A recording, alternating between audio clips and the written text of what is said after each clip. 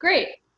Welcome everyone to the Tamer Center Social Venture Pitch Competition. My name is Katie Neff. I am a program manager at the Tamer Center for Social Enterprise, which is connected to Columbia Business School.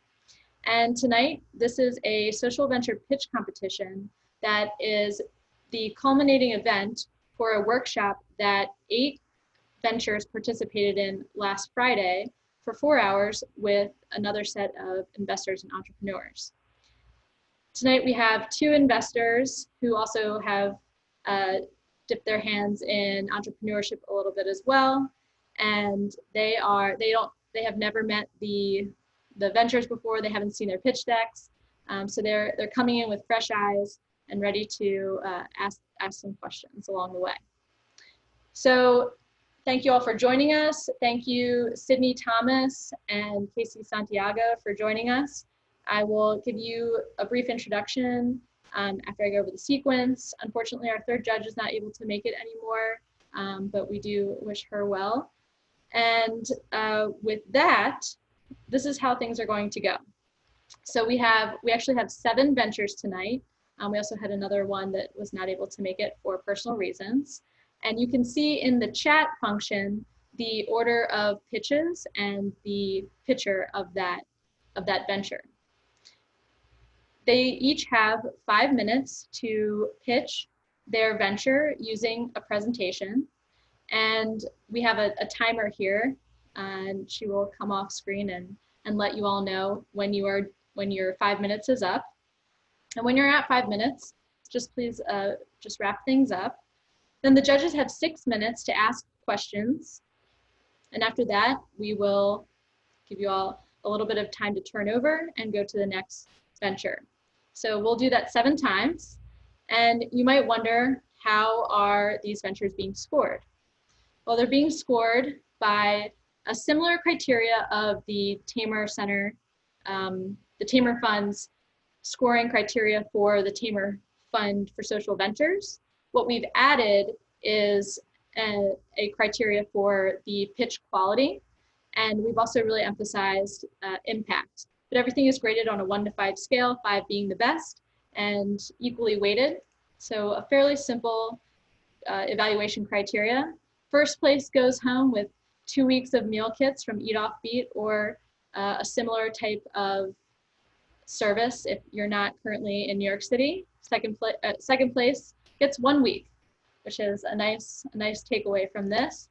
And the real value for the ventures that participated is that they got a lot of feedback in the workshop, and they've had a chance to improve over this time. So this is the 3rd time that they've pitched, and have had a lot of feedback from the judges verbally, or the facilitators last time verbally, and they received written feedback as well. So tonight, we hope that you enjoy. We hope you get inspired if you're looking to start your own social venture. And we also hope that maybe you gain some skills just out of watching this. So with that, I'm going to introduce our judges, and then we'll get started. Casey Santiago is a graduate of Columbia Business School and Columbia School for International and Public Affairs. She is a social entrepreneur herself and an investor, and she is currently the managing director of consumer health for Founders Factory. And Sydney Thomas is also an investor, spent a little time in brand marketing. She's hailing from beautiful California right now, and she is a senior associate at Precursor Ventures. And we're lucky to have both of you here. If you could both introduce yourselves. Sure, I can go first. Thank you, Katie, and everyone for having me here, and certainly to the participants for the work that you've put into the pitches that we're about to hear. I've been on the other side, and I know how much work goes into it. So thank you for that. So yeah, I mean, Katie, you gave kind of my background. I was a student at Columbia Business School and also at SEPA. I have been in healthcare for about 20 years, both on the strategy side and the innovation side. I started and grew my own social venture in maternal health. It was a crowdfunding platform called Kangoo.org. that look to improve maternal health outcomes around the world. We did that and eventually were acquired by Every Mother Counts, which is Christy Turlington's health brand. After that, I spent a little time figuring out what I wanted to do next, at which point I met Founders Factory. So Founders Factory is a venture fund. We provide pre-seed and seed stage checks, mostly in the consumer health space. What's unique about our model is that our LPs are all corporates. So along with the investment that we provide, we also provide a strategic relationship. In New York, it's with Johnson & Johnson. And we also work for about 6 months, really rolling up our sleeves. We have a deep bench of operators with functional expertise in growth, in engineering, in product, in UX, UI, in marketing, in biz dev and talent, basically anything you would need to get your pre-seed or seed stage company to the next level. We really like roll up our sleeves and spend about 6 months working very closely with our investments post-investment. So that's what I'm doing now, really enjoying it. And if anybody is interested in speaking further about the investments that we make at Founders Factory, happy to entertain all inbound interest. And thanks again for having me here. Thanks, Casey. And we'll share a link to Founders Factory and Precursor Ventures as well, if you both are willing for that. And Sydney, welcome. Yeah. Hi, everyone. I am in Oakland, California, and it's so funny, Casey, hearing you say SEPA, because I spent about 4 years in New York City and did like all the public sector things. I worked for the Bloomberg administration and did this program called Phelps, which was essentially allowing, a group of public sector folks to gain mentorship and access to different opportunities. And like half of the folks there went to SEPA. So it's fun to hear it after I haven't heard it for at least like 5 years now. So came out here after working in the Bloomberg administration and spent 2 years at business school. I went to Berkeley and have post business school been at Precursor. And so Charles started the fund. Charles Hudson is the managing partner, started the fund in 2015, and I joined him in 2016 to help him build this crazy new idea of a pre-seed investment firm that focused on founders who didn't have access to what is considered, friends and family round, or first-time founders or unproven founders who needed capital to start their journeys. And so we have now, over the course of those him 5, my 4 years, have invested in over 150 different companies and have companies all the way up to Series C, which is really exciting, and are a pretty generalized fund. And so we invest in a little bit of everything. And my focus is really on investing in companies that are essentially making the lives of Walmart consumers better. I am my family's Walmart consumer. My uncle works at Walmart. My mom's from West Virginia. And I think this is a cohort of people who generally don't have things built for them. It's like, and I think largely because VCs are not them. And so VCs invest in companies that they want instead of companies that other people want. And so I'm here to help ensure that these communities get access to democratized access to products and services, just like, the 1% has. And so that's my focus. And we do generally $150,000 to $250,000 checks into pre-seed companies that we think can become $100 million plus businesses. Exciting stuff. Well, now that we know a little bit more detail about both of your backgrounds, even more of a pleasure to have you both here. So let's get serious now and get to the pitchers here. So let's start with our first pitcher, Monica Chan of Career Contact. When you're ready, you can come off video, share your screen, and time starts. Hi, Monica. Time starts when you start talking. You have 5 minutes.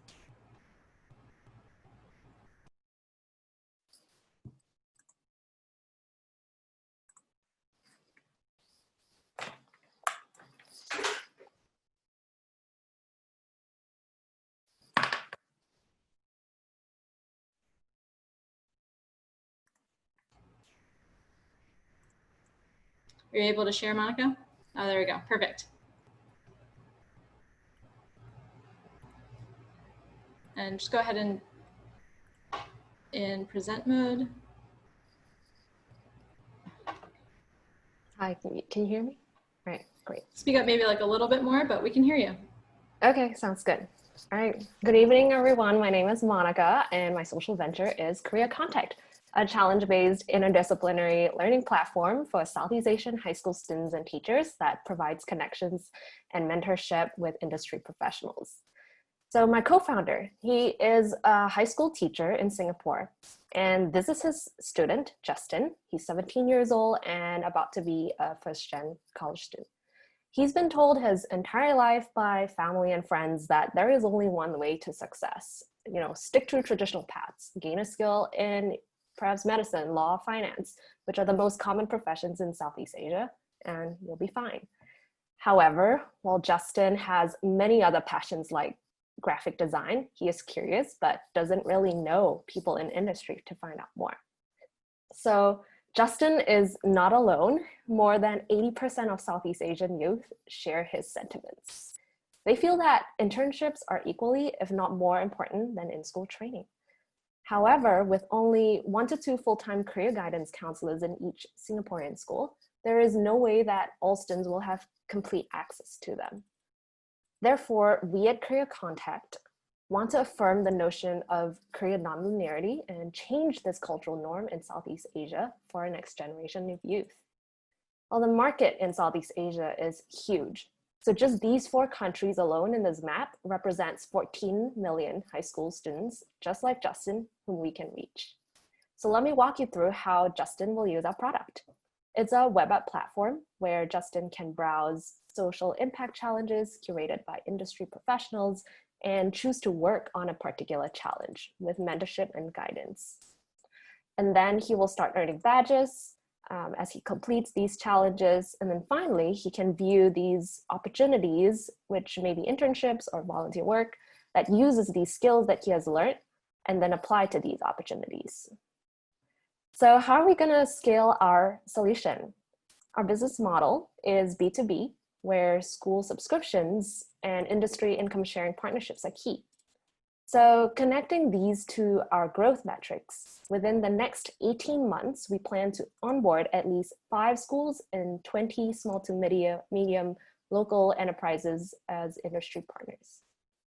An additional impact metrics that we'll track pertain to the quality and the quantity of interactions, such as students' rate of completion of the challenges and badges, frequency of student-mentor interaction, frequency of communication across students in schools in the same country and also across different countries.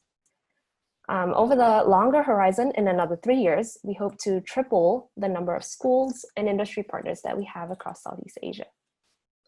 So Career Contact, we have an edge because we go beyond marketplace aggregation or information sharing. We want to actively curate learning opportunities with local community partners to help students learn by doing.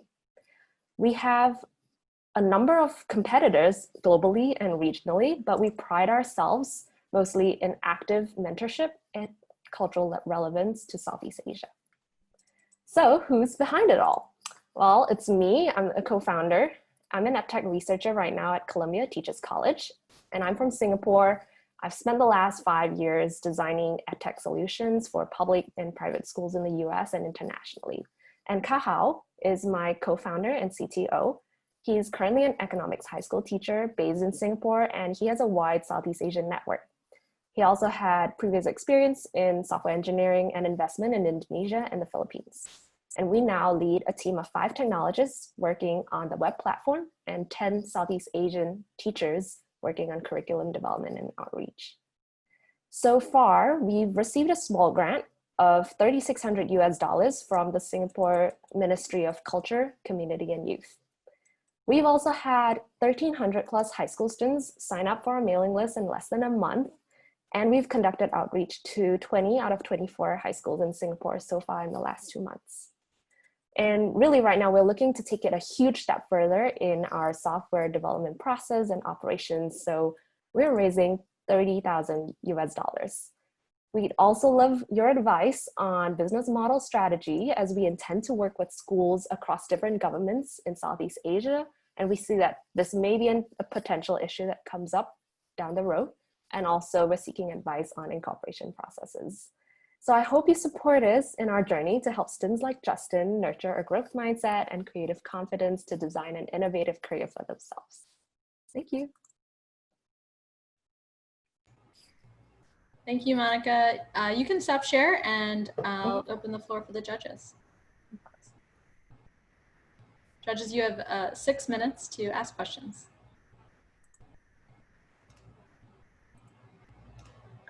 Okay. Great, I can. Okay. You Go go. ahead. You go. No, go ahead, Sydney. Okay. I was going to say, great job. I think this is really interesting. And so would love to get a little more insight into like, how are these students finding you? All the ones who've signed up for your listserv. Yeah, so far we conducted pilots, which are webinars. So these past couple of months, it was remote learning due to COVID-19. And we've had some of our teacher contacts circulate these to their students. We also reached out to career guidance counselors in all of these high schools so that they can disseminate it to their students. So this is mainly our main mode of connection to students. And then we also have social media like LinkedIn and Instagram, where students can follow us and we keep posting updates there. Yeah, so that's how we've been gaining traction.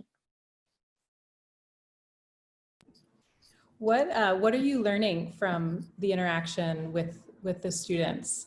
Yeah, I think it's been really positive feedback so far. So we have these, we had these surveys from our webinars, asking them about, how they felt regarding, like our webinars would be on a certain maybe topic, like say healthcare or design. And I think most of the comments say that, wow, this was really refreshing to hear from people who are maybe out of college for 3 to 5 years and see how they navigate it. They're not much older than us. That's like us in 10 years time. So yeah, I think it's been pretty positive so far. Yeah.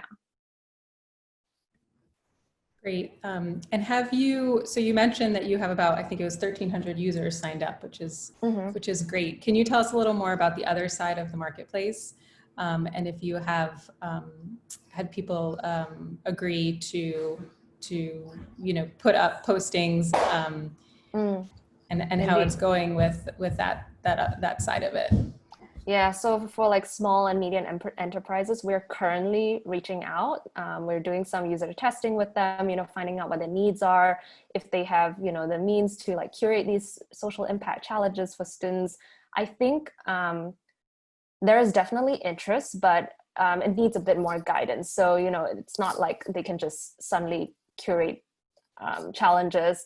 We need to scope it out more with them, which is where our teachers really come into the picture. So, they're very familiar with, what high school students are doing in school right now, maybe some of the skill sets they have.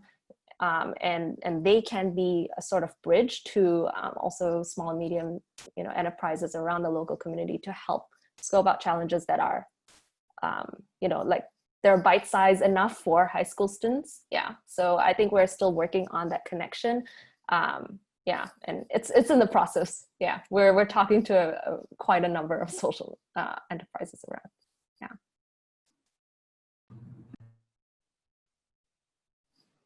And how are you thinking through the growth across different countries? It sounds like you have a really strong connection to Singapore, given that you're Singaporean.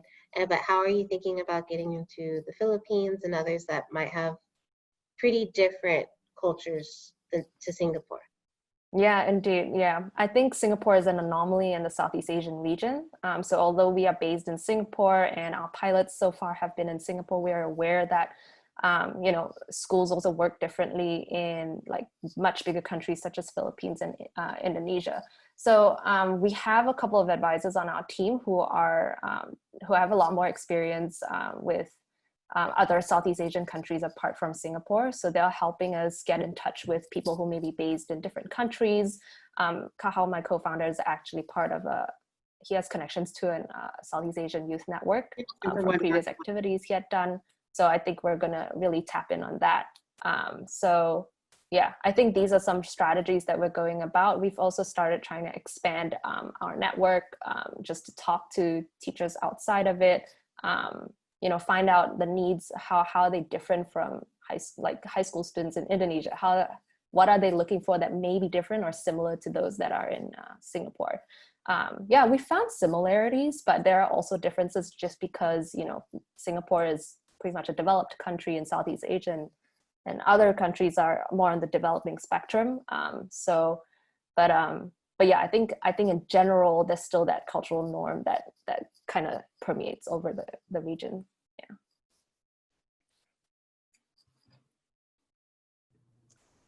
Sandra, are we almost up on time?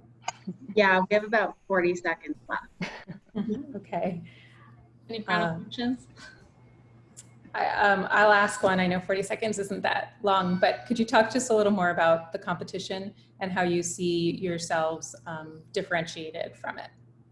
Yeah, so right now we have a number of regional competitors. So like I mentioned on the slide, there's one, and educacion.ph is a more Filipino-based, like just a marketplace information sharing platform. So they just post you know, things on scholarships overseas, internships, but it's very geared to Philippines only.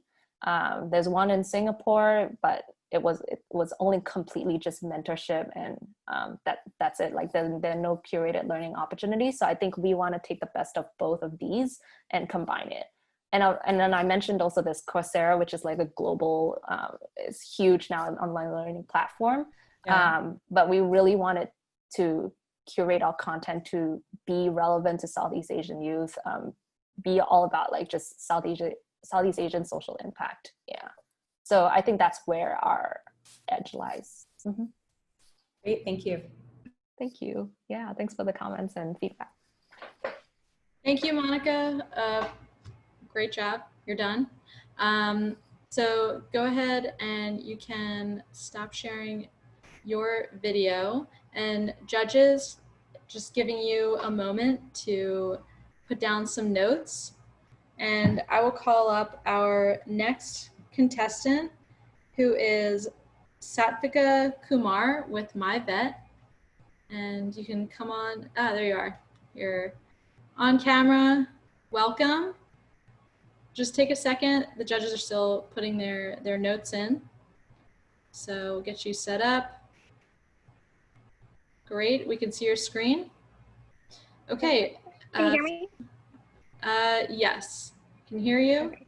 And once you start speaking, you have 5 minutes. So the floor is yours. Okay, great. Thank you. Hi, everyone. My name is Satvika Kumar. I'm a 21-year-old Columbia alumna as of May 2020, and I'm here today to talk to you about MyVet. MyVet is a personalized decision aid dedicated to easing veterans' transition into civilian life and empowering them to build stable futures. The over 20 million military veterans in the US have tirelessly served this country at great personal cost and sacrifice, only to come home and struggle to transition to civilian life. The emotional, physical, and economic stresses accrued in active duty are significant and do not disappear when they return. For example, many veterans experience mental and physical health challenges. Similarly, a lack of education or vocational training can hinder the ability to sustain gainful employment upon return. The Department of Veterans Affairs has been at the forefront of those working to address veteran challenges and has achieved limited success in regards to these pain points. Existing resources for veterans are not available in real time and do not link directly to local opportunities. Most importantly, the VA has not been able to tackle the need to provide veterans with personalized transition plans. The use of an inside-driven decision aid speaks to many of these gaps as a technology equipped with data to support and guide veterans in real time. The ultimate impact of MyVet is directed at the 20 million military veterans across the US. Given our immediate focus on veterans under the age of 50 and within the Eastern Seaboard, we estimate our market size to be approximately 6.6 million. The MyVet algorithm is driven by a strong understanding of the veteran experience and operationalizes existing data to serve as a personalized decision aid. It leverages artificial intelligence with chatbot functionality to provide veterans with resources specific to their needs. MyVet links to local opportunities to upskill. It furthers formal education and locates jobs within a given zip code. MyVet will initially be financed by government grants, including the Small Business Innovation Research Program, for which we're under consideration for, and will slowly introduce additional revenue streams, including advertising and corporate partnerships and sponsorships. Our intention is that our ultimate consumers, veterans, won't bear the cost. We plan to build partnerships with leaders in public and private sector, including the Department of Veterans Affairs, private sector employers, and advocacy groups like Hope for the Warriors. These efforts will also help facilitate knowledge sharing and support achieving scale. My team is eager to tackle this issue given our exposure to the veteran community and our background. My co-founder and I have family that work in tandem with the veteran community, and as such, have heard the challenges that this community faces firsthand. My formal background in technology policy and finance at Credit Suisse and Mayor Eric Garcetti's Office of Economic Policy, and my co-founder's background in public health at the World Bank and the Carter Center ensures that we're well equipped to tackle this challenge. Thus far, MyVet has completed and scoped out its user research and product definition stages, and is now focused on product development and pilot product deployment. We hope that our impact will be assessed based on data collected from feedback mechanisms based on our platform. Today, we're here to ask for $150K to further develop and deploy our pilot product, and also gain feedback as to strengthening our program and pilot intentions. Thank you so much, and I'd be happy to answer any and all questions.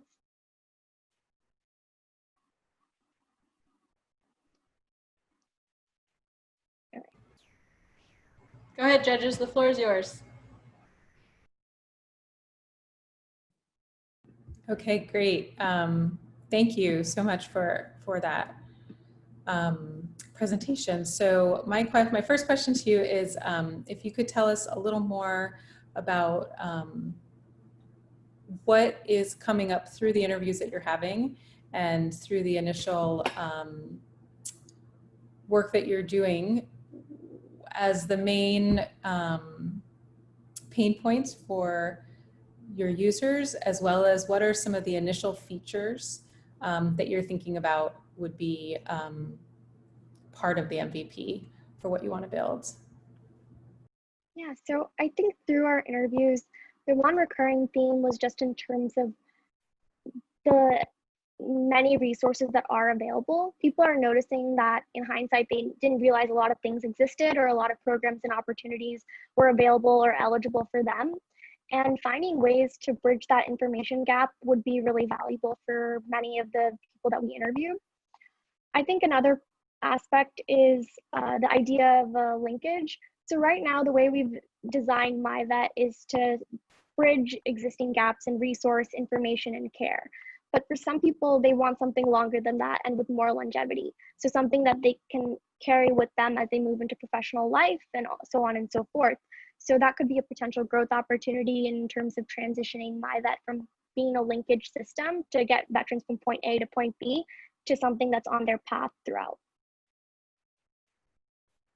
And then in terms of the next question on MVP and the kinds of features that we're envisioning, we do want it to be personable in terms of having a chatbot that you can communicate with and can answer the questions in a really seamless way. And we also want to ensure that the user interface and design is really clean and easy to understand, because a lot of resources for veterans, whether you look at advocacy groups that have them or the Department of Veterans Affairs, the UX is very clunky and it's very difficult to sort through, as with a lot of public services, and giving them a really clean, edgy look in a resource that's helping them, I think would be a huge value add. So that's one area that we're really considering.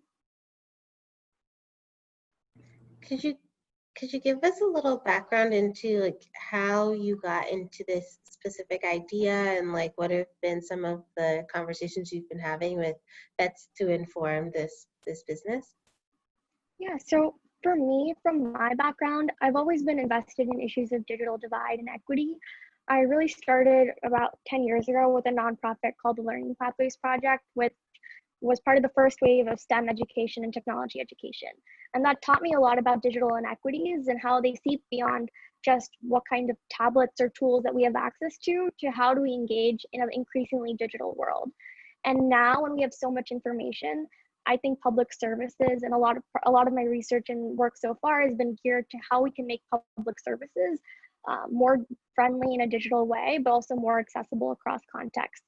So that's sort of how I got into it. And that, in conjunction with the keen eye for how we can support and uplift historically vulnerable communities, has sort of put me on this path and encouraged me to look into how we can bridge information gaps, bridge research gaps, bridge digital gaps in different contexts.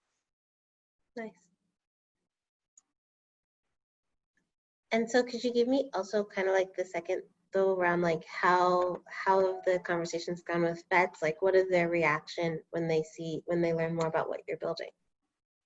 I think it's mostly excitement because a lot of existing resources have really been driven from either nonprofits and advocacy groups that have like focused on resource fulfillment in a very like person-to-person way, not digitally, or through the VA, which has like a very strict and regimented way of doing things and hasn't had a history of incorporating innovation to a lot of its programs and policies. So I think looking at this population, there aren't a lot of tech-friendly tools and programs being implemented or even tested. So outside of the scope of the government and solely nonprofit world. So I think that there's excitement that something else is coming into fruition. And yeah, period. What, how are you set up? Are you a for-profit or nonprofit? What's your governance structure? So we're just filed for our 501c3, so we're waiting for that to pan out. So that's how we plan to move forward, although we're open to other opportunities to organize and structure. Have you thought about any elements of community or connection on the platform for this for the users? I think that's definitely an interesting idea, and in some other programs I've sort of looked into, that seems to be a huge plus point. So I think looking into best ways to incorporate that would be ideal. We definitely do want to foster a sense of community and also tap into networks where veterans have high touch points, whether that's through like local VA offices where a lot of veterans visit, or nonprofits that have really community-based features and trying to build community that way as well. All right, it looks like we are at time. Thank you so much for taking, oh, sorry, go ahead. I was gonna say, were there any final questions from the judges? You guys are good? Yeah, it's an important problem that you're trying to tackle, and not an easy one, but it's definitely something that veterans need and deserve. So keep pushing it forward. Thank you so much. Yeah. All right, good job, Satvika. Thank you. You can go ahead and turn off your video. And the next contestant here is Jackie Faye Burton with 1 January. Jackie, when you're ready, I see you're already primed. So go ahead and share your screen. The time begins when you start talking. You have 5 minutes, and then the judges will have 6 minutes of questions.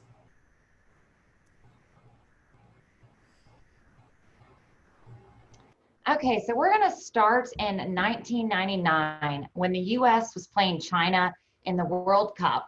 It was a scoreless game that went into overtime and then penalty kicks when Brandy Chastain scored the winning goal. I was 13 years old when this happened, and I really thought, you know what? I want to be just like her. And today I want all little girls to have a role model just like I did. Hello from Afghanistan. My name is Jackie Faye, and I am the founder of 1 January. 1 January is a sports clothing line with the promise to the customer that we will give 50% of profits to make the world more equal through sports. We are based in Austin, Texas. In 2021, we are going to launch our active running wear, and in 2022, we will launch our triathlon and cycling active wear. So who's our customer? So I know her quite well because it's women just like me. American women aged 25 to 54 who are into sports. And we're going to be connecting with these women by making them feel invested in our cause. So we'll be connecting with them through grassroots level efforts as well as on social media. So what is that cause? And what is that other 50% going to? Well, our nonprofit arm is called She Can Try as in triathlon. And we are really reaching the women who are the greatest in need and hold the most potential for positive change through sports, such as these women here in Afghanistan. So we're not just teaching them to swim, bike, and run, but we are really teaching these women to push boundaries on and off the playing field. And I had the privilege of training with our first athletes here in Afghanistan on the ground. We actually ran the Marathon of Afghanistan together this past October. And I'm happy to report that in February, our athlete Zainab made history as she crossed the finish line of the Ironman 70.3 in Dubai. She completed a 1.2 mile swim, followed by a 56 mile bicycle ride, followed by a 13.1 mile run. So truly an incredible accomplishment. And while Zainab was the first, we certainly don't want her to be the last. And that's where customers at 1 January can come in. So with every top and bottom purchase, you are paying for 1 day of sports practice for a woman who otherwise would not have the chance to play. And, you know, we're not just selling clothes, we are really creating a movement and connecting women across borders through their journeys in sports and in life. And I'll tell you, you know, leading up to that competition in Dubai, our nonprofit work was, you know, already had a huge following on social media. Our posts were reaching upwards of 100,000 people and getting thousands of likes and shares. So here's a look at our timeline. So we launched in 2018 with She Can Try when I landed a world record with Ironman. In 2019, we started training Afghanistan's first triathletes. In 2020, as you just saw, Zainab made history. And then 1 January, we started developing our running activewear. So in 2021, we're bringing it all together. We will start sales, and then Zainab will go on to the Half Ironman World Championship. And so we're really going to show, you know, when you buy this, this is what you are paying for. You are truly investing in a woman to have an opportunity that she wouldn't have otherwise. In 2022, we will continue with sales with our triathlon and cycling gear. And then by 2023, we really hope to be on the road to self-sustainability. So here's our team. So I'm the founder of 1 January. I have an MA in business journalism from Columbia. I've worked off and on with NATO's non-combat mission here in Afghanistan since 2015. I'm an Ironman world record holder and an Emmy-nominated journalist. Claire is our advisor. She has an MBA and has also gone down the startup path before. So she had her own award-winning startup, has really moved to the consulting side of things, but she provides us with valuable information. Zainab, our world record Afghan woman.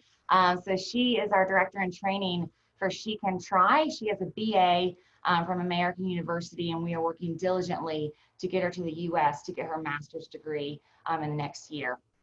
We are primarily working with 2 design teams, but we are still looking to expand our team in the future as well.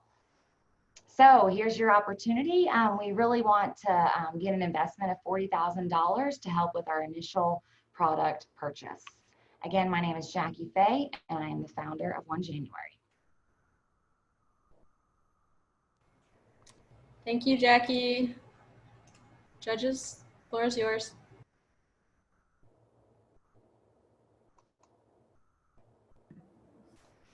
So thank you. And wow, I guess that's really impressive physical feats that you showed us, both on the part of you and the other women in your presentation. So my first question is, if you could tell us a little more about the product itself, the clothing, and what are some of like the features, the elements that make it high performance or different from what is currently out there? Just tell us a little more about the product features themselves. So I'm still working really closely with the design teams and the manufacturers at coming up with, you know, how to develop things, but it's basically things that I'm going to feel are comfortable and that I would wear. So we've just started getting our first samples, and I'm supposed to get some more samples in the mail here within the next month. So we're, you know, still in the beginning stages, but one of our, you know, I mean, the manufacturers have a background in developing sportswear. So, you know, I really lean on them for their expertise in that. So they already have the high performance materials available. And one of the manufacturers that we work really closely with in Sri Lanka, you know, they are completely ethical, like in as far as their sustainability. So their whole product chain, you know, uses ethical work practices, has factories that use sustainable energy and all those good things. So those are certainly things that we are concerned about as a company as well. Great. And what are the, what would be the channels through which you would sell the products in the beginning? So to start with, we're going to start online. You know, we will be, you know, setting up things on Instagram, and then we'll hopefully sell some stuff on Amazon and then on our website. And then, you know, I'll be boots on the ground, going into stores and talking to owners and telling them about our products, showing it to them and telling them our story. And that's what's going to sell the product. You know, at the end of the day, it is fitness clothes. It is, but it, you know, if you want to invest in another woman, you know, that's why you're going to wear one January, is because you want to vote for equality every single day with what you wear.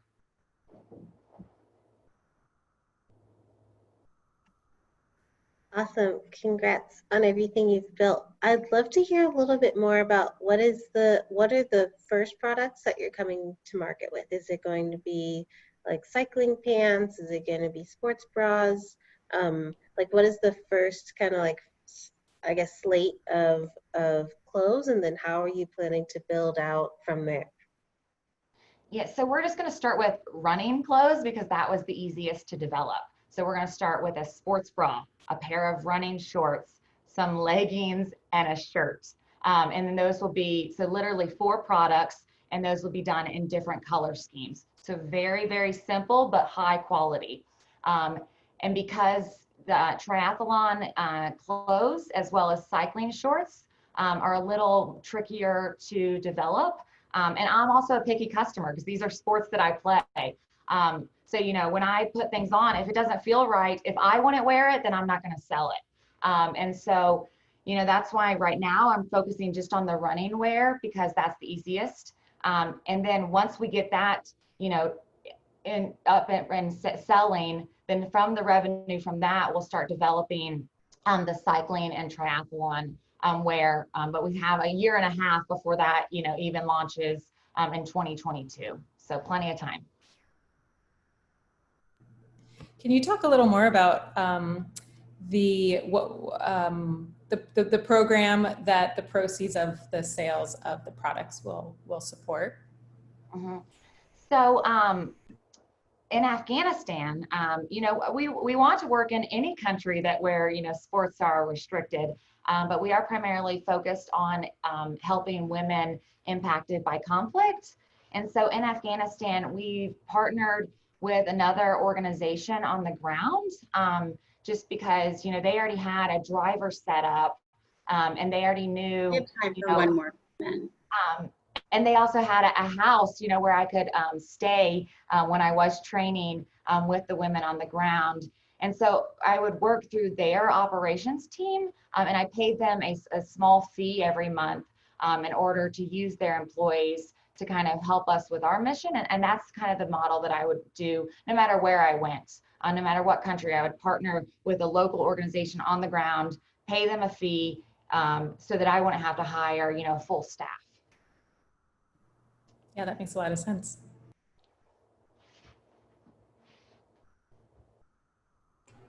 I guess last question is just around like price point. And so how much are you planning to sell these to? What is the focus with regards to, like, American women who run sports is just such a broad category. So is this going to be more like a Lululemon competitor, or is this going to be more of like a like Mosimo competitor, or like Patagonia? There's, I guess, a lot of different types of brands you could build. Yeah. So I would say that we're going to be comparable to like the quality of Lululemon. Like this is going to be high quality stuff. So it's going to be a higher price point. But what's interesting about 1 January that sets us apart is that we also are going to have the cycling and triathlon wear. And so there's not a lot of that wear developed specifically for women. There are 2 other companies, Betty Designs, as well as Couer, C-O-U-E-R, I don't know how to say it. But you know, those are our 2 primary competitors in that space that develop cute stuff for women. But you know, when I go to talk to these triathlon groups, when I go to meet with these people in person, whether it's a school group or whatever, you know, you want to buy our stuff because it's actually going to help someone else as you're helping yourself as well. I think we're at time now. Well Thank you. done, Jackie. Thank you. You can go ahead and turn your camera off. And we are coming up on pitch number 4, Seraph Marine with Nelson Mills. You can share your screen. We'll give the judges a little bit of time to jot down some notes. And can see it. You're now in presentation mode. Oh, you just went out of presentation, Nelson. Sorry about that. There you go. You're good.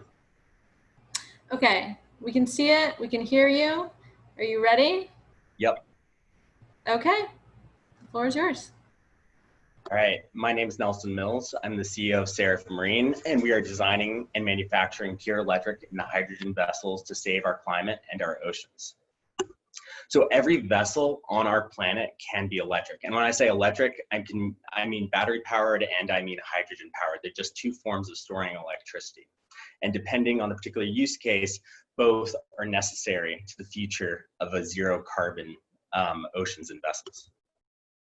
So over 1.2 billion tons of carbon emissions per year are caused by marine vessels. That is about 3.5% of the global total. They also release 30% of nitrogen oxide emissions and 9% of sulfur oxide emissions, both of which contribute to smog and acid rain. In addition, vessels contribute to 20% of water pollution. So that's things like fuel spills, oil spills, ocean acidification, and even noise pollution, which disrupt marine creatures. So our global commercial shipbuilding market is $120 billion.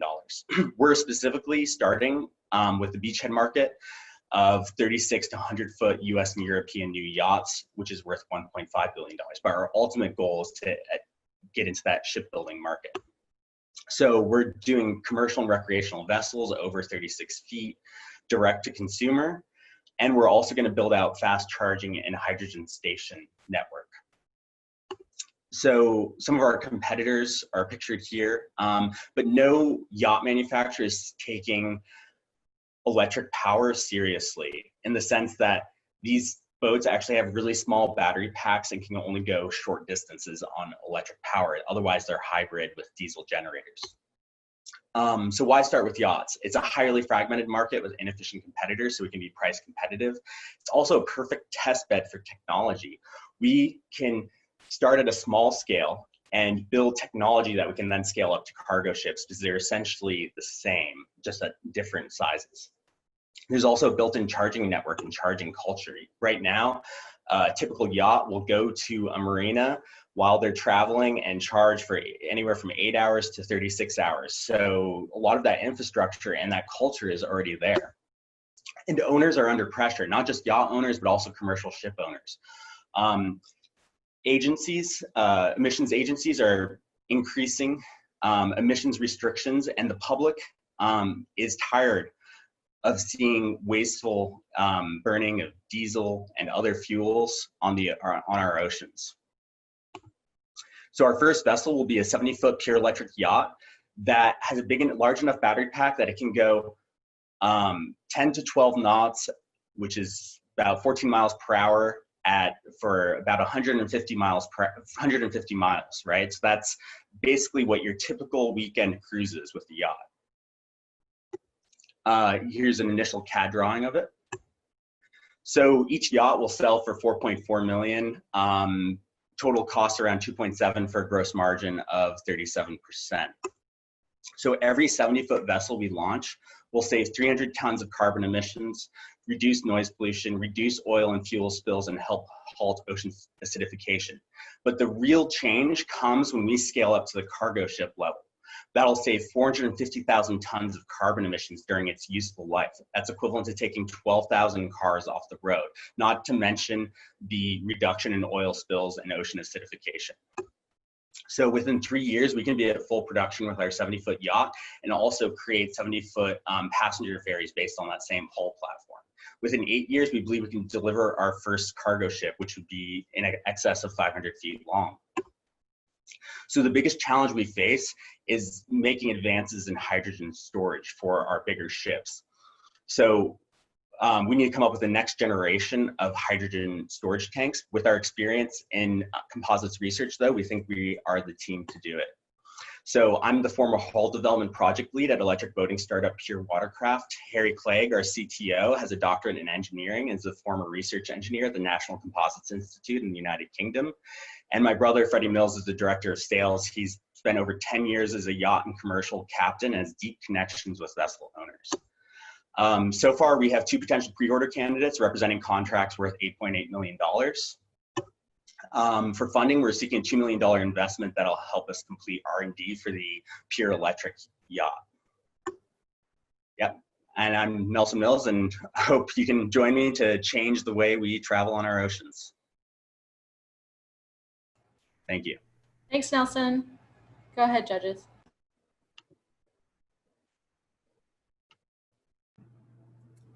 Okay, thank you, Nelson. I learned a lot during that presentation.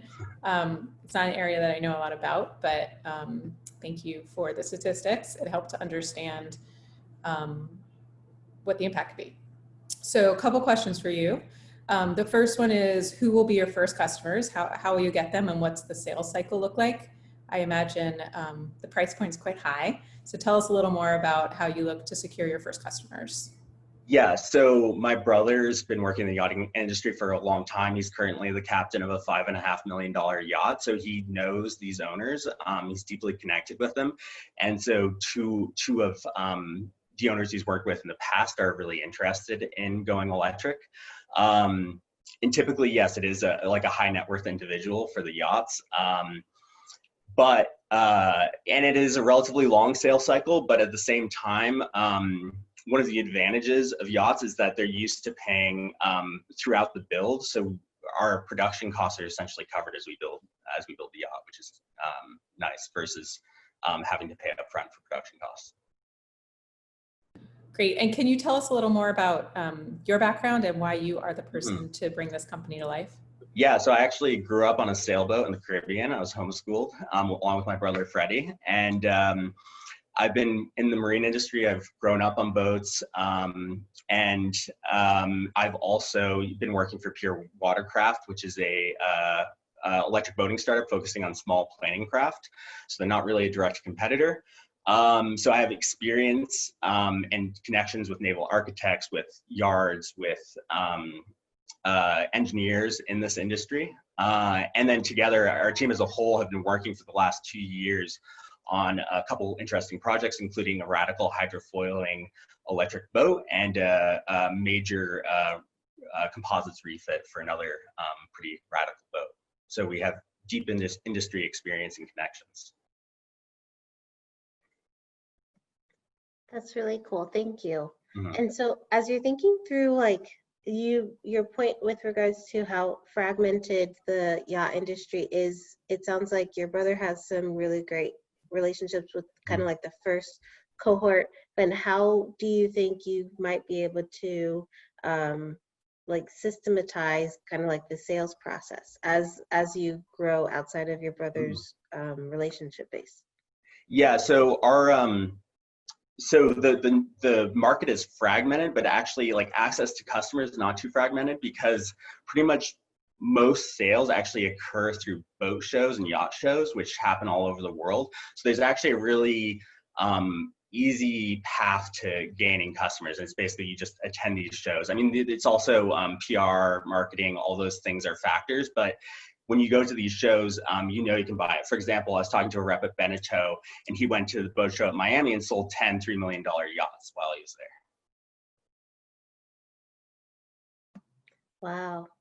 I have no idea what that life must be like. So it's a capital intensive business, right?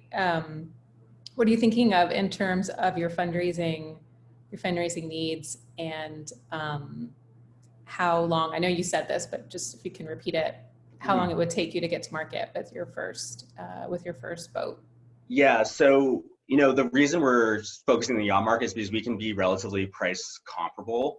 And so we can really experiment and do the research we need to do and fund it while we try and move it into the commercial market where we can really have a big impact. So about $2 million will get us to having a pure electric yacht, essentially fully designed out and able to take pre-orders.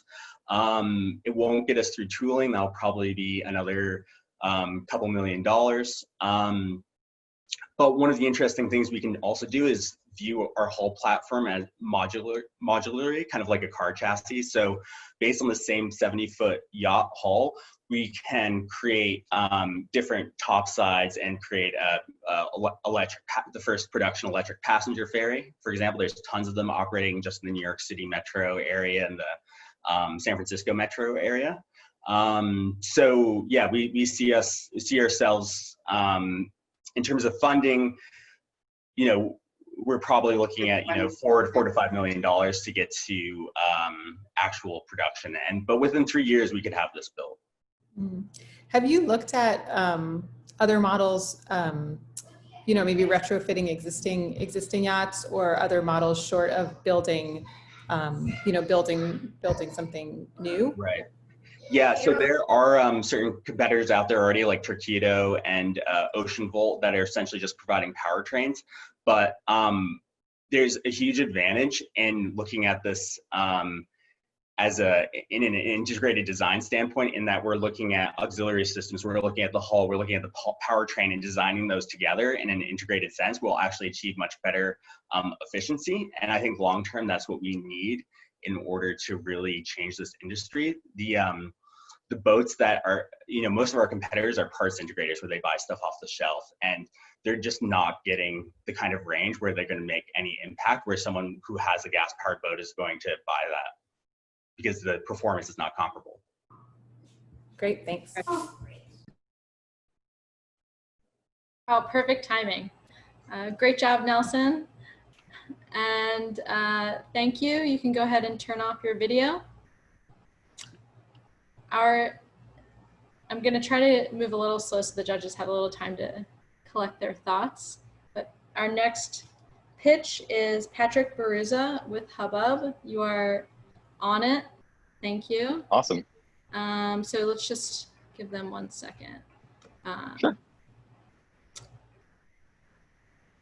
Judges, are you ready? I can't see you, so I might need you to come off mute and say something. Sure. Yep, ready. Yeah, already. All right. Can everyone hear me and see the screen? We can see your screen now. We hear you, and you have 5 minutes once you start talking. Awesome. Well, thank you very much. My name is Patrick, and I'm the CEO and co-founder of Hubbub. We really just want to start with having you imagine this scenario where you're a young professional and you're looking to get a speaker for an upcoming party that you want to throw for your friend. Your alternatives to get this are either buying new, spending your whole paycheck, or trying to buy used from a stranger meeting up in an unfamiliar location. Either way, you're going to end up with a speaker that is going to incur a high cost when you try to move it, or will be really labor intensive when you try to resell it, and will likely just end up throwing it out at the end of the day. And we see this with speakers, but it's not only with speakers. It's really for a range of all types of items, ranging from fans, mini fridges, school supplies like calculators. And Hub was really just the solution to eliminating the high costs and the wastefulness of this outcome. So what we're building is our platform where users can rent secondhand items and have them delivered directly to your door. So this really saves people money, helps them save time, stay safe, and reduce their waste. A good way of thinking about it is as like an Airbnb, DoorDash hybrid, but for rental items. Without Hubbub, it really looks like a scenario with customers just throwing out their items because it's more convenient than moving it and dealing with the other inefficiencies of ownership. And at Columbia University, this actually looks like 40 tons of high quality items just being abandoned to landfill because it's too inconvenient and expensive to move. In the United States, this actually looks like 225 million tons of these high quality items that are still usable, just sent to landfill. And just a couple of examples, these are just pictures from our university where mountains of consumer products like microwaves, toasters are piled up just because it's too inconvenient to move. And this viral New York City Instagram blog just tracks what this issue looks like on the streets of New York, documenting huge piles of useful things just being thrown out. We thus see a really big hunger for this sustainable and low-cost solution and alternative to buying new. We thus see the 1 million users, that is our initial share of market, with just 40% adoption from 18 to 35-year-olds. On a larger scale, this actually looks like our 78 million potential users throughout the United States. And these numbers are increasing day to day as it's becoming more and more popular to buy, use, and rent. So that's our solution. We maintain an inventory of shared secondhand goods that we can rent out to our users.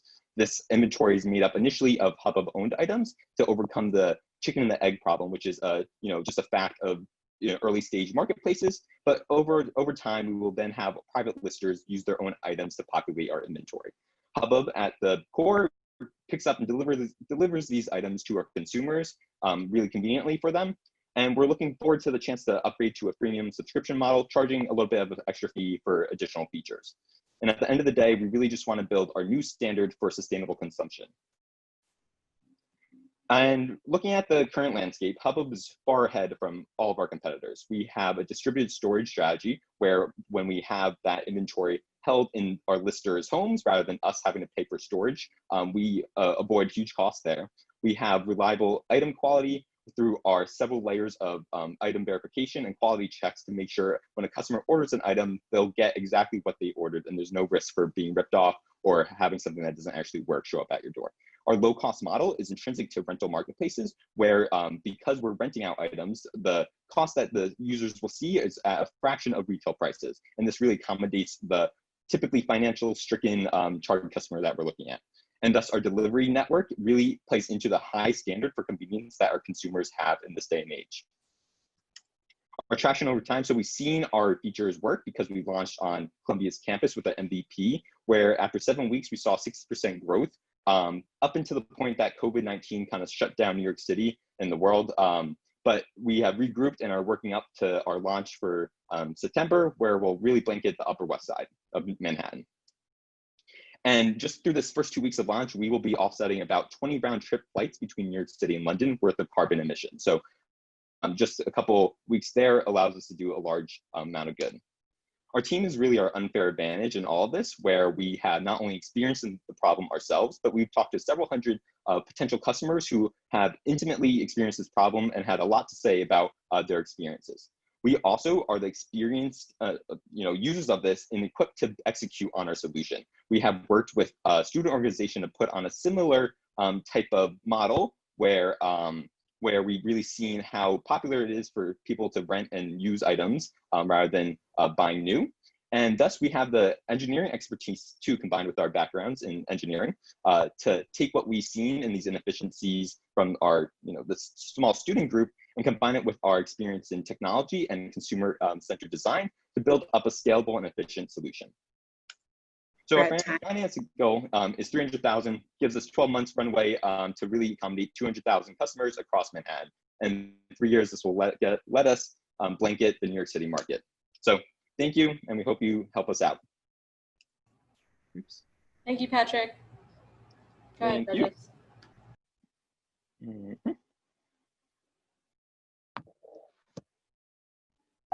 I feel like we played the game of chicken. I know, I thought we were alternating, but we're not. You can go, Sydney. Sure.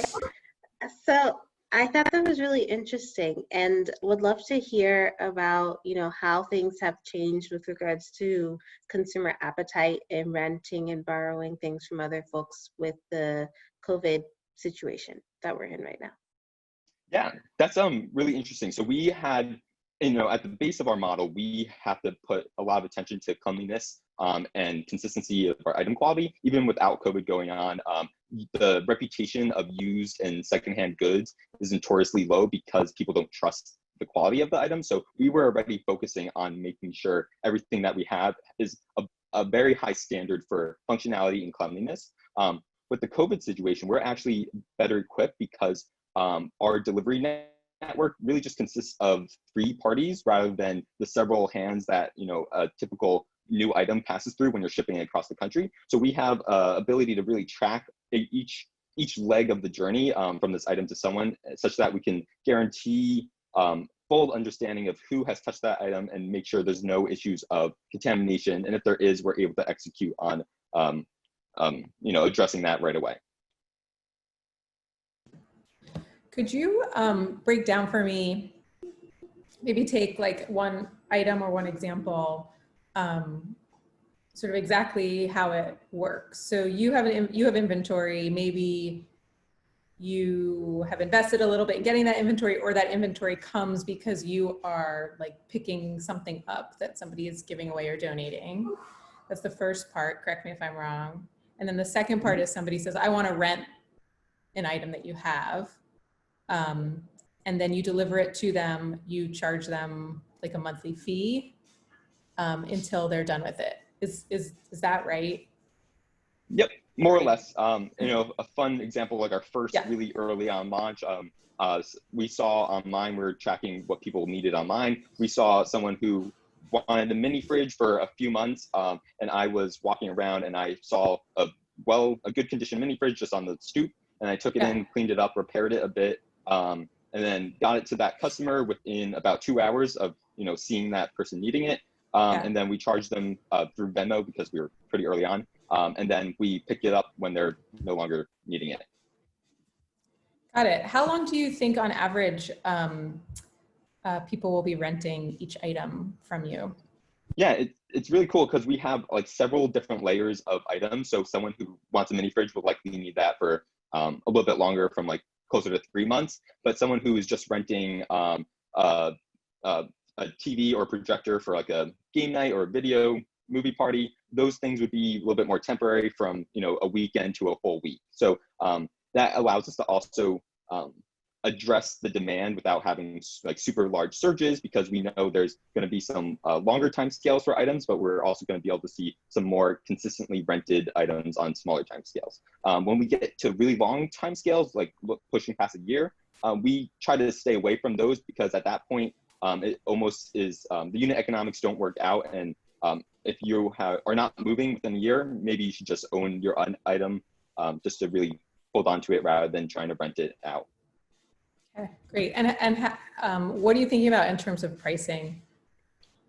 Yeah, so this is something we're still developing. We're learning off of our competitors how they do it. We right now are doing about 20 to 30% of the retail price of it. And this gives us a huge margin, especially when we are buying the items secondhand ourselves and then refurbishing them. So for instance, a mini fridge that you would get for 150 to 200 off of Amazon, we can get for closer to $50 and then rent it out for about $25 for a 3-month period. And in that, we are able to make back that cost of that mini fridge within 1 or 2 cycles.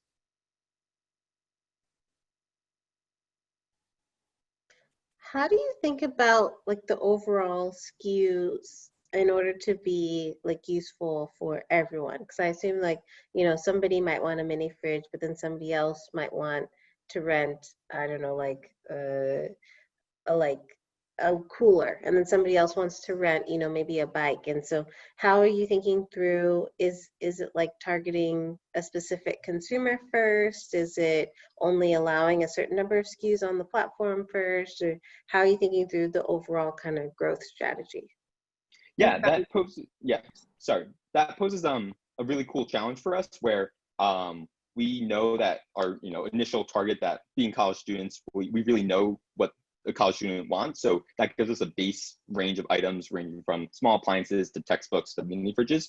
But we're also really excited about these larger populations where someone might want to rent a tool set for a home project, or currently with the COVID-19 pandemic, we've seen an uptick in personal weights, personal exercise equipment, or cooking supplies or hobby supplies that they typically wouldn't need. And we're able to accommodate this because we are limiting ourselves. So we're staying away from big furniture because there are some competitors who handle that, and we don't want to be handling these large shipments. We want to really be there for the immediate needs of a basic consumer, everyday consumer, and offer a wide range of items such that we aren't limiting the consumer. Because if there is a very niche market, such as like a rent the runway or a furniture rental company, someone who needs more than just a dress or more than just a small table, they will have to go through several different platforms to get everything they need. So if we provide that whole range, then we provide ultimate convenience for the consumer as a one-stop shop, essentially.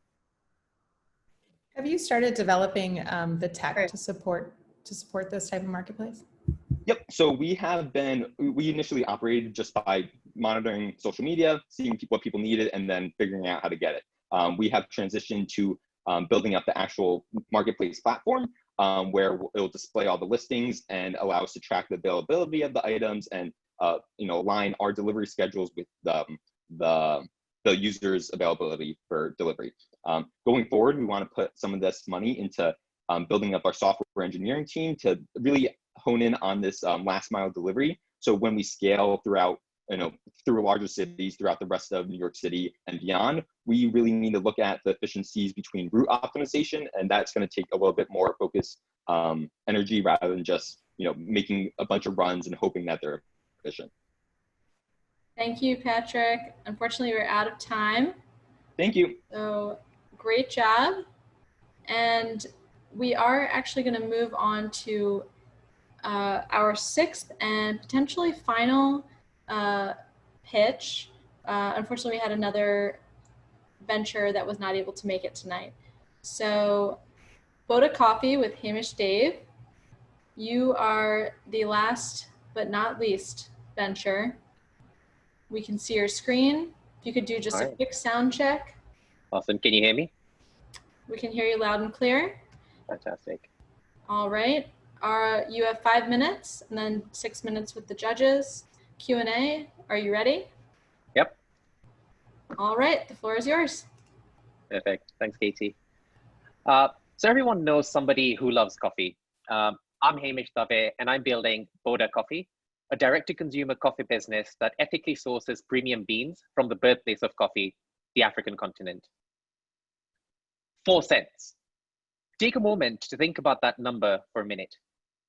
The coffee supply chain today is opaque and largely controlled by a select few commodity traders who generally utilize a network of brokers and middlemen to source and trade coffee through international exchanges. Farmers today get paid a mere 4 cents for every dollar you spend on your coffee. We don't see any fair trade in this. At Boda Coffee, we believe that sustainable businesses should go beyond just fair compensation. This is why we're not only selecting some of the finest coffees from origins like Uganda, Rwanda, Burundi, Kenya, and Ethiopia, but also leveraging our backgrounds to work directly with farmers, which in turn means we can compensate them better for their beans. Farmers are arguably the most important people in the supply chain, and we wanted to go above and beyond just buying coffee that was ethically sourced. When we spoke to our farmer partners, they wanted the same things in life that you and I want: to live long, healthy lives and to see their children obtain an education. Our vertically integrated business model means we're able to have high cost efficiencies, which we'll reinvest in supporting healthcare and educational institutions in rural communities, which in turn will then allow farmers to focus on producing high quality coffee, which in turn they can sell for a higher price. Now, the United States is the largest coffee consuming market in the world, valued at over $80 billion in 2019, of which $26 billion was directly attributed to the specialty coffee segment in which we operate. The market is further expected to grow at 4% year-on-year over the next 5 years. We're then looking to target coffee consumers between the ages of 25 and 45 who fit the millennial bill, who are twice as likely to buy a product that has ethical origins. The third wave of coffee is upon us, and consumers are becoming more and more educated on the coffee that they consume. They have also started developing more sophisticated tastes within their coffee preferences. As a direct-to-consumer company, this presents us with a huge market opportunity where at least 50% of home coffee consumers are now buying specialty or single origin coffee. So we're in a journey to rewrite fair trade. By sourcing the finest coffees from origins in Africa, we're able to then also compensate our farmers better. We expect to increase the average farmer income by a factor of 3 from what they're currently getting paid. We're also reinvesting 10% of our top line revenues directly within farming communities in 2 key areas, healthcare and education. Our aim is to ensure that existing rural healthcare centers are adequately stocked to provide basic access to healthcare, and schools are well equipped to provide continuous education for the children of our farmers. As we scale, we hope to develop blockchain technology in order to trace the coffee from bean to cup. This will also ensure that farmers are playing a more direct role in the supply chain and are therefore compensated in a manner that is fully traceable by the consumer. Born and raised in Kenya, and having worked extensively in the coffee sector on the continent, I possess a wealth of experience having managed a $40 million coffee portfolio for large multinational in Africa. I am driven by the importance of shortening the food supply chain to create a truly sustainable coffee company that is equitable to farmers in Africa. My co-founder and wife, Smitha, is a full-time consultant from New York City, who I met in Uganda, and has worked to develop growth strategies for Fortune 500 companies in her current position. She has extensive experience working with coffee and cocoa farmers in Africa, and has developed capacity building platforms in rural Africa through organizations such as the Gates Foundation and the Grameen Foundation. To share a little bit more about the traction and where we are, in May, we completed the Columbia Startup course at Columbia Business School. And we have made CapEx investment in roasting equipment, as well as securing inventory and packaging materials. Earlier this month, we launched our website and began due diligence on some of the projects and partners that we're looking to work with to deliver and measure our social impact objectives. And on the commercial front, we'll have our first order shipped out to our customers by early September. We currently have a pre-order waitlist of around about 22 customers who we've secured with zero marketing spend. So in order for us to continue the momentum that we've built over the past few months, we're looking for a seed investment for $150,000 in the form of a safe note, which will provide us enough runway for 18 months and will be used in 3 key areas: product development, sales and marketing, and community outreach projects, which will help continue the upward growth trajectory that we're facing with Boda Coffee. I thank you all for your time, and I welcome questions. Thank you, Hamish. Go ahead, judges. You can just stop sharing your screen. Thanks. Thank you. That was really interesting. And so as you're thinking through, I mean, coffee is just such a competitive landscape. How are you thinking through really getting access to customers, a large amount of customers enough to make an impact on the farmers that you're looking to support? All right, so I think if we're trying to really envision what our company is going to do longer term, it's to position African coffee in better light.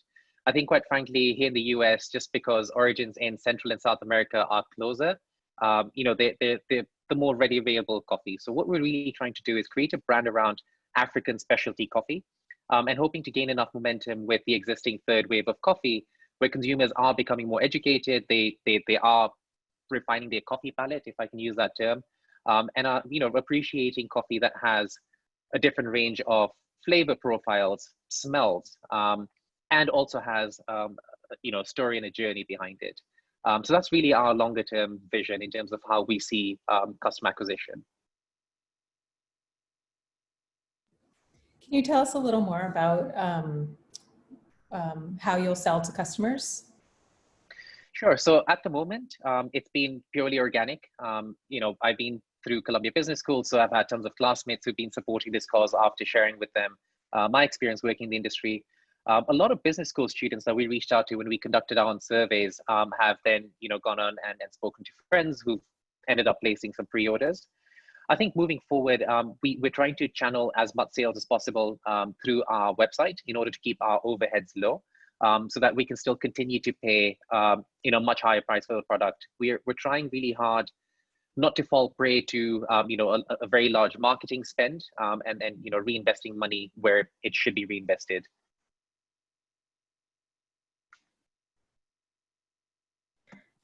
I had a question around how are you thinking about, I think some of the folks that I know in this space, Red Bay Coffee is one, and then I'd say there's another one that I think is an HBS grad. I think she's Ghanaian, and her family is we're coffee farmers.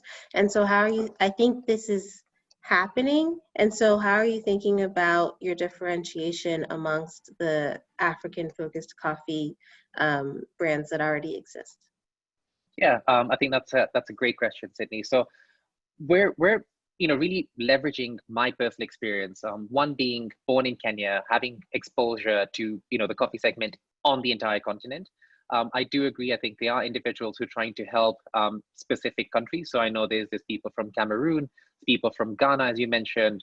Zimbabwe is a coffee origin that I know people are trying to find a market as well. I think the problem that some of these companies face, or our competitors face, is over specialization, if I can use that word, where you're only focusing on a single origin, whereas we're able to cater to a much wider palette. So, if you want a slightly milder tasting coffee with low acidity, but still want your fruity flavors, we can source that from a different origin versus being stuck with a single set of SKUs.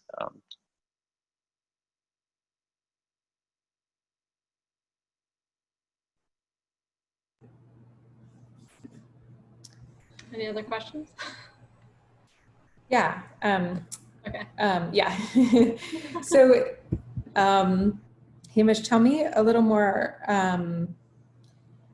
about if and how you'll be. So I thought I got a hint of what you just said about some sort of level of like personalization that you might be doing with the customers. And I think that could be a really interesting angle for differentiation. And if you are looking at sort of a very, like almost like a D2C type model, it would be interesting to hear more about your thoughts around that being a moment or an opportunity for differentiation. Yeah, great. So I think in terms of, if I understood your question of differentiation right, so I'd like to think of coffee very much like wine or a single malt whiskey. So you're able to, even within the same region within Scotland, based on how different people either distill their Scotch, will get a different flavor profile. I think that's something very similar we're doing, where we're able to control the taste preferences through a specific roast profile, coupled with the origin and the characteristics, the natural characteristics of the coffee beans that we're sourcing. Beans, for example, from Kenya are more fruity and more on the berry side. So we're able to then tweak acidity levels based on customer preferences. And I think that's something we are looking to move forward with. It'll be even more helpful when we have blockchain technology, because then we'll be able to trace specific farms and then gauge regions where we'll be able to source these coffees and then customize it, so to speak, to then create differentiation. Could you talk a little more about the blockchain piece? Absolutely. So we are looking at a way in which consumers today, I'm trying not to bring in too much of the competition and what the role I played in the industry. Yeah. There's a whole lot of marketing around about what is ethical and what's not, quite frankly. And I think consumers are very removed from the actual information on what's happening on the ground. So in terms of some of the information we're trying to capture, it's actual payment slips, right? So who's the farmer involved? How much money did he or she get paid? How much coffee did they sell to us? Do they have kids? So if, for example, we're looking at continuing education programs for them, did their kids continue going to school? So you have, say, an attendance record, which is one measure in terms of what we're looking at. And this is something consumers, it is a very niche consumer product, right? So this is not for everyone, but the conscious consumer would be wanting to know and to be more connected to the source of where a lot of these coffees are coming from. And that's how we're trying to bring in blockchain, where it's not just a big marketing company coming up and running a campaign, but it's actual work and tangible results on the ground. Yeah, it seems to me like this is an industry that you know very well, and that you see that there are ways to do this better. And so I think your task is going to be communicating to the customers and proving to the customers, and data may be very helpful as a means to do that, about how you are actually doing it better and how you are actually doing it different. Because to the uninitiated consumer, it feels like there's a lot of these types of products. So I would encourage you, because I can see the passion you have for doing it like authentically in a way that does provide the impact that it's supposed to provide. So I would encourage you to like keep on leaning in on that. And to me, of what you just said, that's probably the most compelling piece of differentiation. And if you can use blockchain and bring accountability to what has often been kind of whitewashed, I think that'd be really exciting. Thank you for that feedback.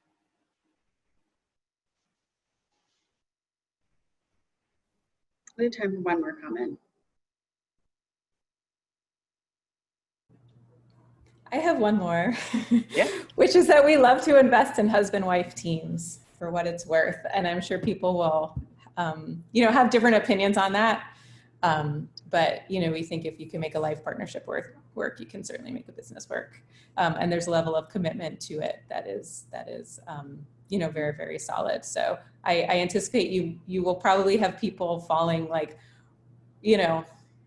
on one end or the other around that, but I think there's a really strong case to be made for husband-wife teams. No, awesome, thank you. And I think even through, if I could share this out loud, even through the COVID pandemic and my wife having a full-time job, she still found time to sit down and regroup and plan strategies around it. So I definitely want to give her credit for everything she's doing in terms of providing strategic insight as we scale. That is a nice note to end on. So thank you, Hamish. You can go ahead and turn off your video. And first off, judges, now is your time to go back and look at your scoring and deliberate a little bit. And while you all are doing that, I am going to, it's only going to be a couple minutes so everyone can stick around and see the results.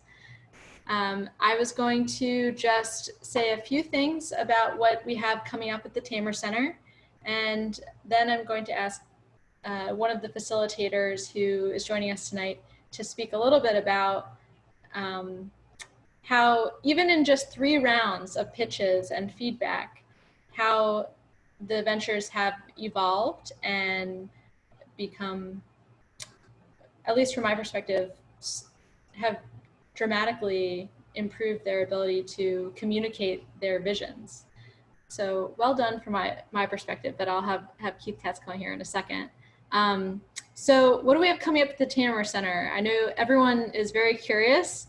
August 15th, we have a deadline for the fall cycle of the Tamer Fund for Social Ventures Seed Grant.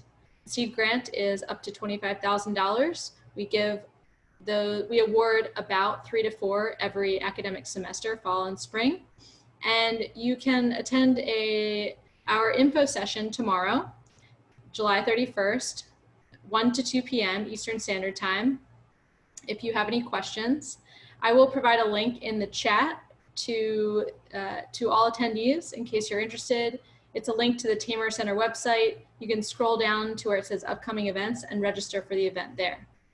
Another event we have coming up is a Spark workshop with a newly founded venture called Local Civics, and they are trying to bring civic engagement to America's youth. It is a 2-hour interactive workshop on Friday, August 14th. You can also register for that on the Tamer website by scrolling down on the main page to a section that is called Upcoming Events, and we like to update that pretty regularly, so you can always check there for new events. And the last piece is a section that we haven't touched on this issue today, but we do have a section on the Tamer website. We will also provide that link in the chat about racial equity and social enterprise. It's a resource page, and we'll provide that link in case you're curious. And our team has curated some resources and information there if you're interested. And with that, my commercial is done, and I would like to ask Keith Katz to come on video and turn on your mic and just say a few words about your perspective. Keith, thank you for joining us. And maybe if you could just give a little context about last Friday, I think that would be helpful to everybody. Yeah, sure. And first of all, Sydney and Casey, thanks so much. I'll give you guys a chance to tally your scores and stuff. I've been where you guys are, and I know it can be harrowing to do all stuff very quickly. So you know, for those in the audience, you know, last week we spent an afternoon basically going through pitches a couple of times based on sort of rough template that we provided in advance. And the premise is really, and for everyone, is that pitching is not something that people innately just know how to do. I mean, some people innately know how to do it, but it's really a learned skill. And the only way to get better is practice. And I've been on both sides, and Casey mentioned she's been on both sides, as both an entrepreneur pitching and an investor providing those checks. And so I have some empathy for those who are doing the pitching, because it's especially early on not necessarily very fun. I think, you know, overall, I was super happy to see the progress everyone made, and kudos to all of you guys for really working hard. You didn't have that much time. You only had, you know, a week or so between last Friday, not even a week, until today, to sort of go over your pitch and make adjustments. I think really the ability to take feedback and ingest it and, you know, sort of create an output is, you know, that's really key in honing this craft of pitching. You guys have already shown that you're really getting there very quickly. You know, the only way to get better at this is to keep doing it. And so today was a great first step. I might be having a little bit of like chop, so I'm going to stop my video and just go to audio. My internet may be a little wonky. Maybe that's a little bit better.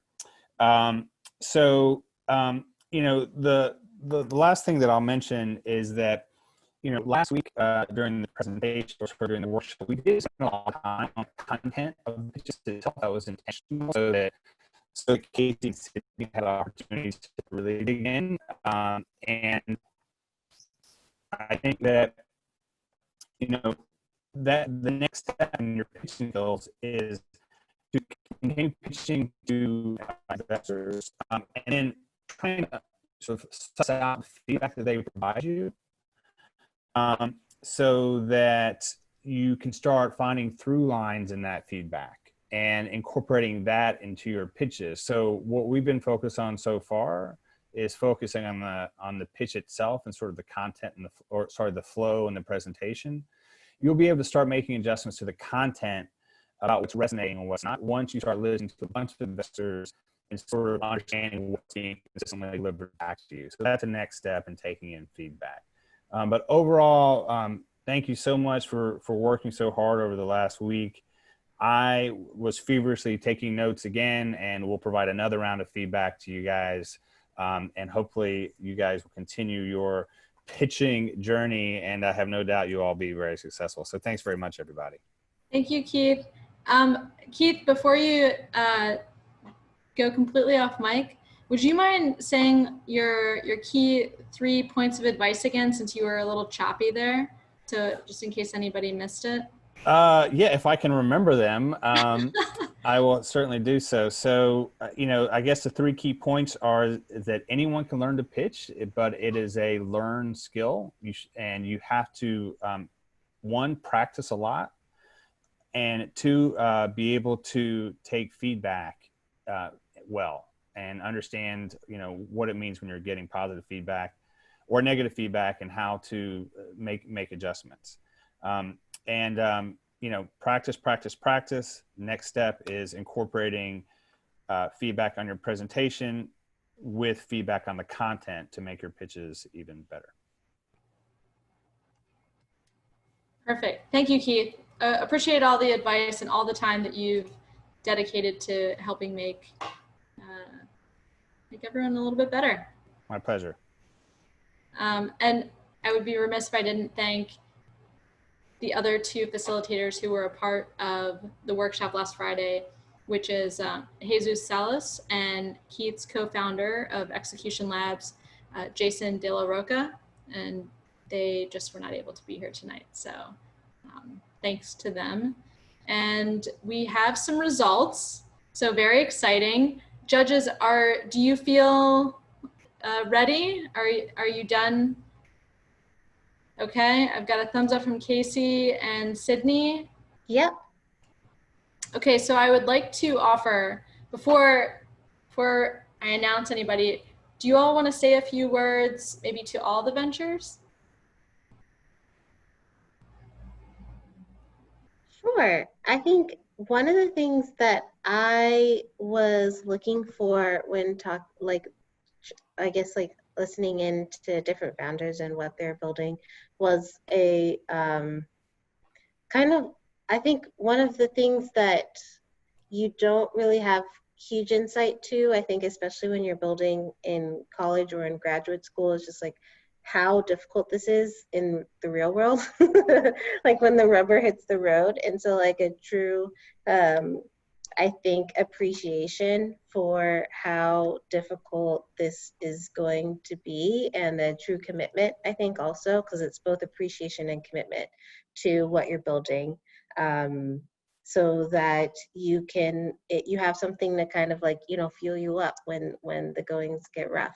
I think another thing is that I was really impressed by the wide range of business models that were pitched. And I think I was also a little surprised, like I didn't know it was going to be such a wide range. And so that was also interesting to learn and get pitches from everyone who was, asking for $30,000 to like $2 million. And so I think that's also a really interesting cohort, and probably has been really cool for you guys to learn from each other given that wide range.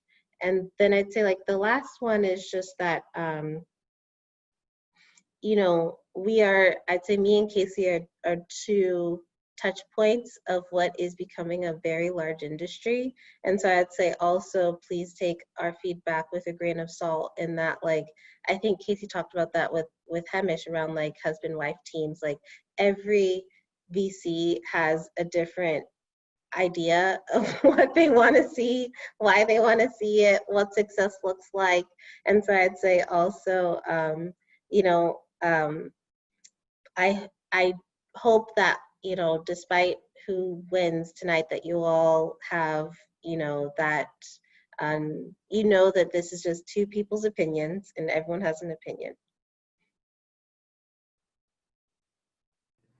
Great. I would add,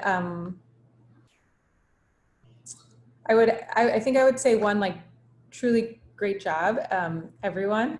All the pitches were very strong, and in every situation I understood why you specifically were creating this business.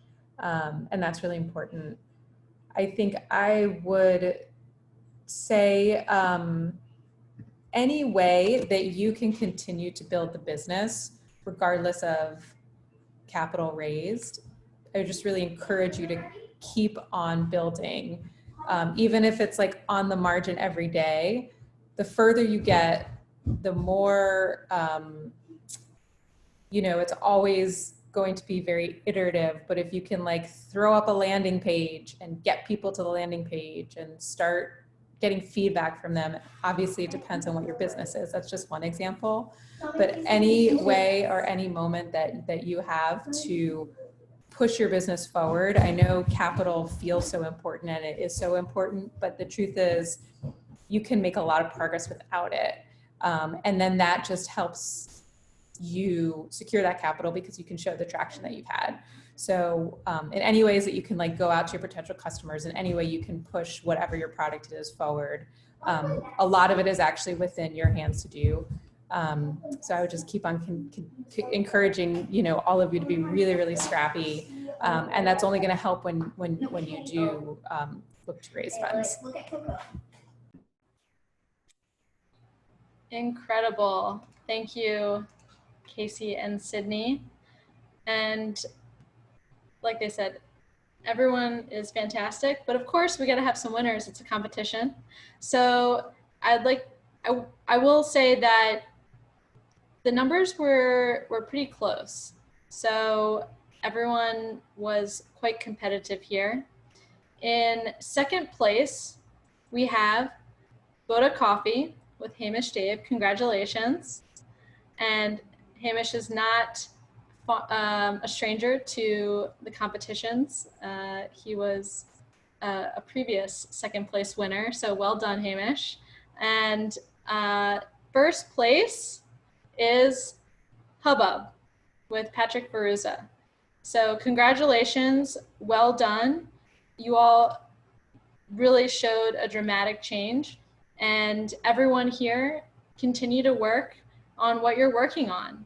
And does any contestants want to hop on and say anything, or anyone? I'll wrap up here with some thank yous after that. And we're ending a little bit early too. How exciting. I'll jump right in because I've unmuted myself already. I actually just want to say thank you to everyone, the judges. You spent a lot of time. I think the exercise has been very, very useful for me. Since the last pitch competition, I've been able to get the feedback, improve on the venture, and just like even self-funding, gain traction. So I genuinely appreciate every amount of input, big or small, that's helped me particularly. And I'm guessing the same for all the other participants. So yeah, thank you. Yeah, if I could say thank you again to all you guys out there. Like, we're kind of learning as we go for sure, and having like such a rich network of like our peers working on similarly interesting projects, and also having the support of Columbia and all our mentors there. Like, I don't think we would be able to really figure this out without that. So thank you for all the time you guys are putting in for helping us out.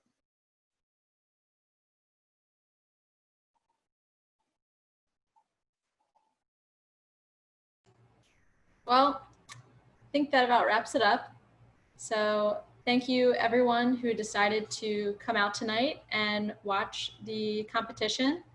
I'd like to extend a big thank you to Sydney and Casey. Your time is valuable, and we appreciate that you are spending different parts of your day with us, depending what time zone you're in. And to the contestants, thank you. You're taking a risk of coming out, and it's hopefully a good risk where you continue to grow and succeed. And to you in the audience, thank you all. We hope you got something out of it. We hope you're inspired. And if you're an entrepreneur, or if you want to go work in the startup world, keep going. So thank you, and have a good evening.